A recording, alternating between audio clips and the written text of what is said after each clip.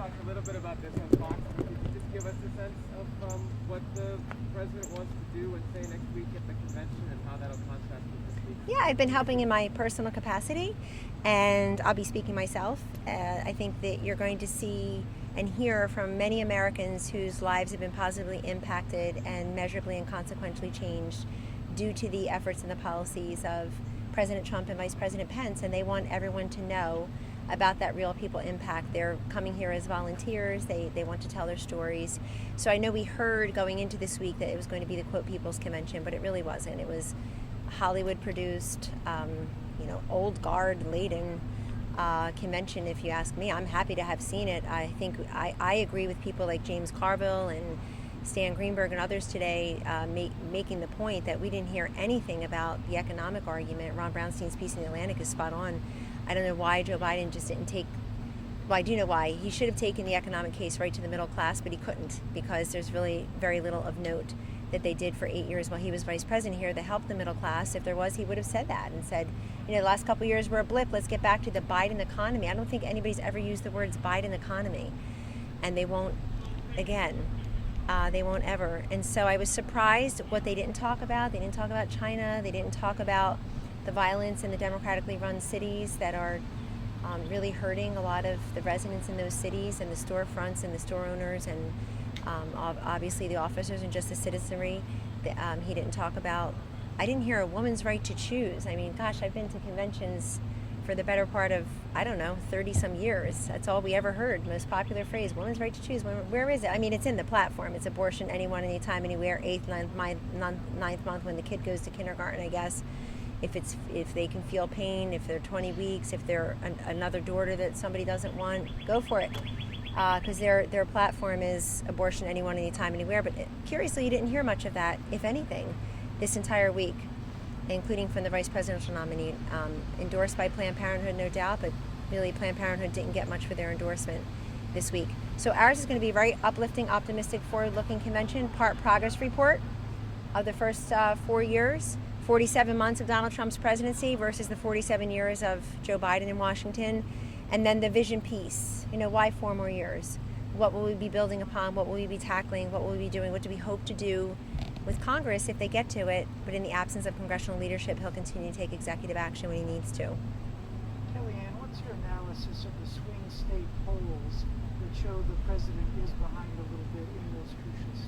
Some of them, the swing state polls are exactly where I'd expect them to be. I've been saying it for months, and I just saw the averages, which prove the point in the new CNN poll that has them 1 point apart, even nationally, or maybe that was swing states.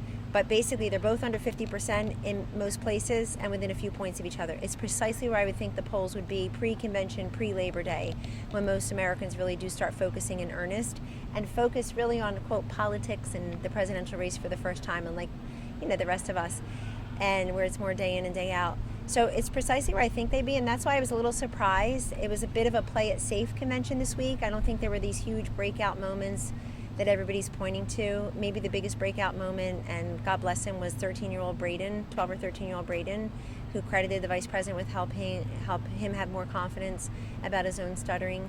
And so I thought that was a wonderful moment that we can all celebrate. But other than that, I was surprised it was so play it safe, because you need to break out in a way to get Joe Biden over that 50% mark and stay there. Otherwise, it seemed an awful lot like a 2016 retread. A nominee past its prime, who most in the party, the rank and the file, didn't want. And number one, and number two, sort of a retread of a lot of the same sound bites and insinuations. I was surprised, pleasantly surprised. I think they could have done more with their convention and missed a great opportunity to do that. Kellyanne, there's been some reporting that the president is going to be stopped by the convention in Charlotte. Are you tracking that as well? Well, what I'm tracking, I can't tell you. I know that he will be very involved in his convention every single night, so you have to wait and see what we have in store. A lot of excitement, actually. Are you planning on going to the memorial service here at the White House today? I've already paid my respects. I was over there. Something that was not mentioned in the epidemic, is that something that you'll be leaving in your remarks, or a theme that will be covered? You will hear an awful lot about the great strides that this president and this administration have made on combating the opioid but also poly drug crisis we see. We're in the 4th drug wave now with meth, And increasingly, and during this pandemic, some of it's gotten worse for some people because they've been socially isolated, economically desolate, and you see those numbers increasing. But yes, you will hear that from those of us who have worked on it. But I think most importantly, you're going to hear it from the people who have been measurably affected by it. I was surprised the Democrats didn't mention it for a very simple reason. I mean, obviously, Obama-Biden administration did precious little to help combat the drug crisis. When they got here, year one they were here, we had about 38,000 deaths. When they left, it was 63,000 deaths. That's not a coincidence, that's causation. And we inherited a terrible drug crisis and refused to look the other way as people were suffering and dying. Addiction is not a mental failing, it is a disease, and we have treated it that way with historic billions of dollars of investment in treatment and recovery, surveillance and interdiction and law enforcement, and then prevention and education.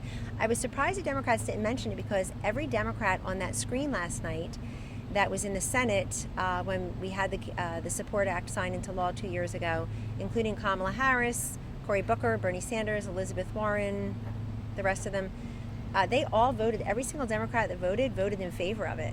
It was one Republican in the Senate and 13 Republicans in the House who voted against it. Every single Democrat supported the Support Act. So you would think they'd be out there bragging and taking some credit for what's been done on the drug crisis. I just had one more question on the convention. As the incumbent, the president's had almost 4 years to sell his message, to sell his accomplishments to the American people.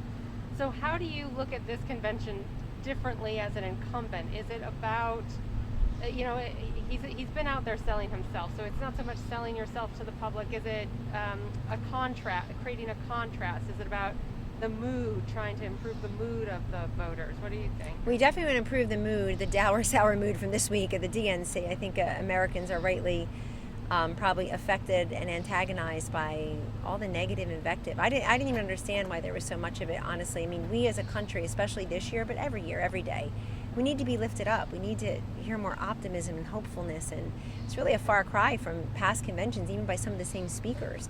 But that's okay, we'll take it. I think Jill Biden had the speech that most matched that, but the fact that I can name that and the 13-year-old Braden is really remarkable. But they can't help themselves, right? I mean, they're not unlike a lot of people where you can't really answer a question or make a statement for more than 2 words and not say Donald Trump's name 10 times. The 2 most popular words at the Democratic Convention were not Joe Biden or economic revival, they were Donald Trump. So the president is not out there selling himself every day, he's there making the change. We've been doing that. He's been doing that for the better part of 4 years. But here's what I think the convention will be. Part progress report, part vision piece, looking ahead, part contrast so that people know this is a choice election. The contrast could not be more clear. And allowing the people to speak, allowing the people to be the testifiers to the witnesses to the Trump-Pence administration and what it's meant to them, the difference it's made for them. And that's really covering the waterfront. I think some of our guests have been revealed, most others have not. And it's pretty remarkable. We'll have a combination of taped and live appearances as well. And then I think for this president, you ask the incumbent piece, it's fascinating to me because, as a Republican pollster of many years or consultant, we were challengers, we were incumbents, but I've never seen an incumbent be able to run so much as an underestimated underdog again, with that hunger and swagger. And the reason he can do that is because he's still underestimated and not understaffed and under-resourced anymore, the campaign, so I guess that's a good thing. But it is a good thing, but still underestimated and underdog. And in part that's because the Democrats nominated someone that they didn't want. I saw the sort of "Don't We All Love Joe" montage, Brady Bunch montage last night with all the people who a few short months ago were running against him and criticizing his record and his inability to bring this party forward. Last night we're all crediting him, but he had to get through 25 or 26 other Democrats, Shannon, because they all didn't want him. And the rank and file obviously didn't want him. So to have somebody who's been there for 47 years as the nominee, 4 short years after you had somebody else who represented the swamp and sort of the political sclerosis that the country doesn't want anymore in its government, really surprises me. They went that way, so we get to run again as the outsider, as the incumbent outsider, if you will, the outsider incumbent, I guess. So, and the other until I think there's too much, I think too many people are predicting that disruption and uncertainty benefits the party out of power, benefits the challenger. That would be true, except his party's in power. They're all part of the disruption uncertainty on Capitol Hill because they won't give you a couple extra bucks each month. They're looking at November 3rd instead of your August and September bills. And Joe Biden represents the status quo, the swamp. He's the Loch Ness monster of the DC swamp.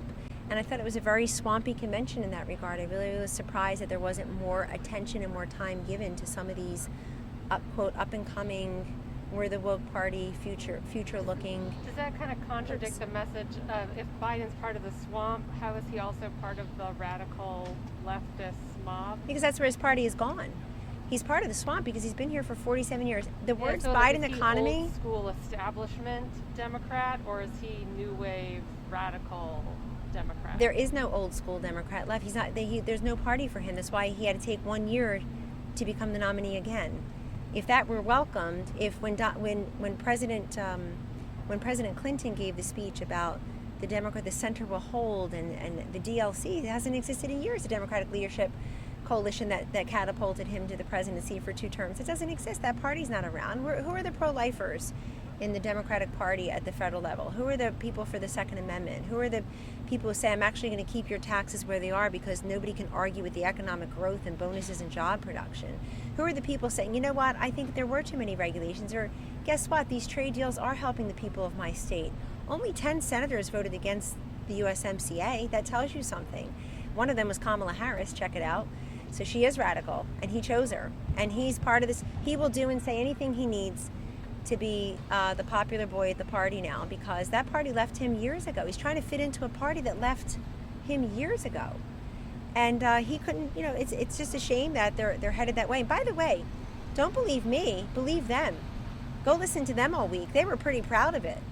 Green New Deals and abortion on demand and take away everybody's guns and erase all the tax cuts.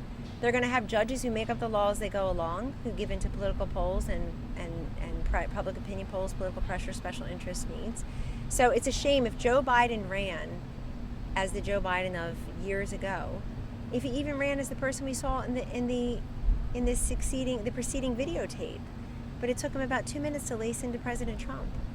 And so that's where this is headed. So when all of you say next week, oh, it's such a divisive convention, I think you're talking about this week, where they say we need to unify the country. You didn't even unify your own convention. A lot of personal digs, a lot of personal invective. People like me try to teach, others not even to do that, John. Kellyanne, changing gears a minute, yesterday the president said he was looking at the situation involving the anti-Putin dissident Alexei Navalny. Today, Mr. Navalny was released from the hospital and is headed to Germany for special treatment for what his family said is poison. Does the president have a reaction? I don't know what his reaction is on that. You'd have to ask him. But the president wants peace and prosperity around the globe, and we very much believe that free and fair elections, the democratic process, should thrive wherever it can.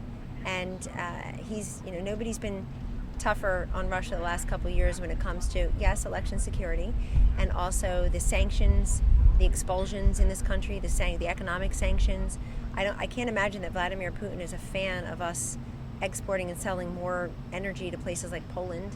I can't imagine he's a fan of us, the president not once but twice, pushing back at Assad while he's gassing his people, including babies, gasping for the last breaths. I can't imagine that he's a fan of all the all the peaceful developments we're trying to make in the Middle East. And so, but on that specific topic, I don't have a presidential comment. A question. There's a possibility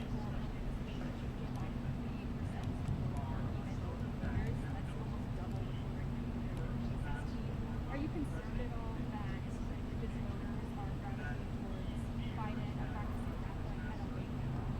Yeah, that number surprised me. I'd really have to look at the poll. What I would say is that the president will have his opportunity. He started today at Council for National Policy, but he'll continue to have his opportunity to explain that he's the first president in U.S. history to preside over a United Nations General Assembly, or specifically on religious persecution and religious freedom. He is the first president. He's the most pro-life president in history for sure. He also is someone who, here in the Rose Garden, has welcomed people of all different faiths and has talked about the Johnson Amendment, has talked about religious freedom. He's talked about the Uyghurs in China. He's talked about the Coptic Christians. He's really trying to broker peace among countries that have been in religious wars for years. Israel and UAE is the top example of that, the latest example of that, I would say. And I think that when they hear the Joe Biden record, I don't question his faith. I know he, like I, are a practicing Catholic, but he's, does he agree or disagree with his party's platform, abortion on demand? Does he agree or disagree with the hostility towards people of faith? His chief of staff, Mark Meadows. Everybody turn. Does he agree or disagree with what was said while he was campaigning for vice president? People clinging to their gods and their guns and their religion. It's pretty obnoxious. And does he agree or disagree with that? So I think at a time like this, Americans are looking for more prayer, not. And does he agree or disagree with that? So I think at a time like this, Americans are looking for more prayer, not less. And this is a president whose first foreign trip was to the hallowed grounds of Islam, Catholicism, and Judaism.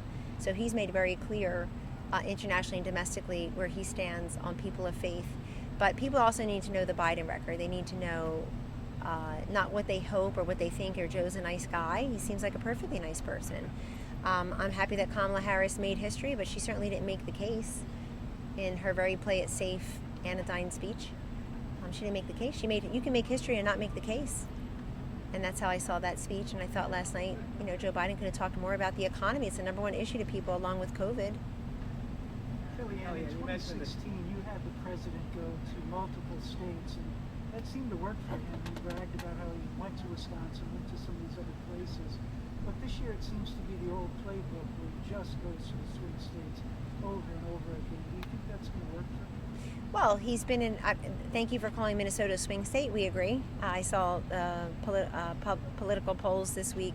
The average said 47-47 in Minnesota. That's great because he barely lost there last time. And he's been making investments there since as a president. And I think his campaign is doing. You'd have to ask them. But the president, he is the president for all Americans, and he will continue to visit. In other words, if somebody's refurbishing a plant, if it's in Texas, which is not a swing state, or it's in Oregon, which is not a swing state, he's going to go and visit that plant. He's been going to places like that where he is saying thank you for repurposing your manufacturing belts to help us make ventilators or masks or gowns or whatever it is we need made. So I think what you can count on is him going there. I was just amazed this week. The vice president came back from Wisconsin 2 days ago, and he said to me, "Do you realize that I'm the last Democratic nominee for president to visit Wisconsin was in 2012. That's just an affront to the voters. That's just an affront to Wisconsin. Wisconsin sounds like Wilmington. It's not the same. So they can continue to ignore people in large swaths of the country, and this president will continue to show up like he did yesterday in the Commonwealth of Pennsylvania, earlier this week in Iowa, in Minnesota, in Arizona. He keeps going back, to many different states in this country. Talk about counter-programming. That's the best counter-programming, taking your case. And you saw people were pretty excited to receive the president there. And I know that they're doing, they're knocking on doors, they're doing all kinds of things that you just don't see the other side doing. And he certainly will keep talking about the Trump economy. We don't talk about the Biden economy. There's no such thing. Let's not engage in oxymorons. There's so many important things to talk about. The Biden economy is an oxymoron. On the vaccine front, does the administration have any updates right now for Americans desperate for a vaccine? Yeah, we're pretty excited that Operation Warp Speed is exactly that. That Dr. Francis Collins at NIH said he's never seen anything come together like this before, meaning so rapidly and so collaboratively. So last I was briefed, which is a couple days ago, we have 6 companies and about 3 or more in the final phases. I know we're also looking at the EUA, the Emergency Use Authorization for some of this convalescent blood plasma. I know NIH was in some of the final data collection there, and I was there the other day when the president was being briefed on exactly that. So therapeutics, vaccines. I was on an interview this morning the president gave to the nation's largest senior group, where he talked about the vaccine development and talked about how seniors would be among the first to receive it. The vulnerable populations could be among the first to receive it when it's ready. But you have to think about this, and it's not just because I've had 4 of them. In less time than it takes to have a baby, we've been able to develop a vaccine for a coronavirus, for a novel coronavirus, and it's in the clinical trials. I mean, that's pretty remarkable, and America needs to hear that. And that benefits everyone. That's a nonpartisan issue of bringing science together. It was early March in the cabinet room. You may recall, open press event. I believe the president invited in the commercial labs, and they all came, and these are normal, these are usually competitors, and they became instant collaborators and said, we will do what we have to do. But they had also come together on Ebola, on some other things in the past. There's no evidence that Joe Biden or Hillary Clinton would have shut down travel from China so early and saved millions of lives potentially. There's no evidence they would have done the same with Europe by March 11th. You know, March 11th, the president announced that. March 18th, de Blasio and Cuomo, the mayor and governor in the hardest hit state, they were still arguing about whether or not to shut down New York.